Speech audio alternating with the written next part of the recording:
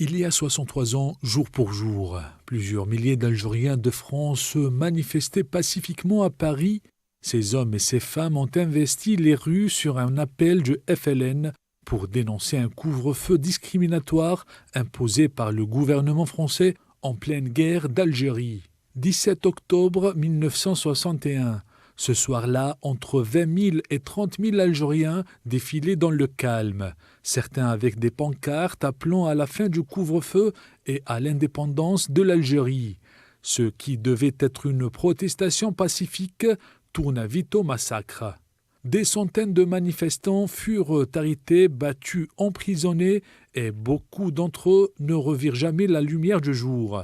Certains furent jetés vivants dans la Seine. Du haut de ce pont, dans la soirée du 17 octobre 1961, eh bien, des policiers ont jeté des Algériens dans la Seine, des Algériens qui se sont noyés. Et il y a eu des témoins de ces crimes, des témoins qui étaient eux-mêmes terrorisés par la police.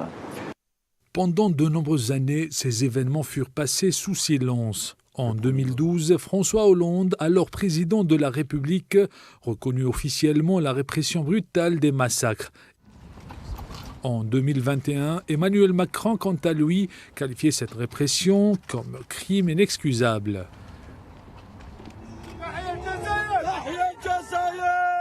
Dans un geste symbolique, les membres de la délégation algérienne ont rendu un vibrant hommage aux victimes des massacres lors de la cérémonie d'ouverture des Jeux olympiques de Paris 24.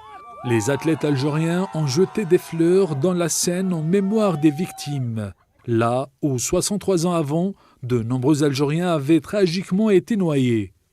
Les massacres du 17 octobre 1961 restent une blessure encore vive chez tous les Algériens, particulièrement ceux de France. Chaque année, cette date est commémorée par des associations et des militants des droits de l'homme qui refusent que cette page sombre de l'histoire soit oubliée.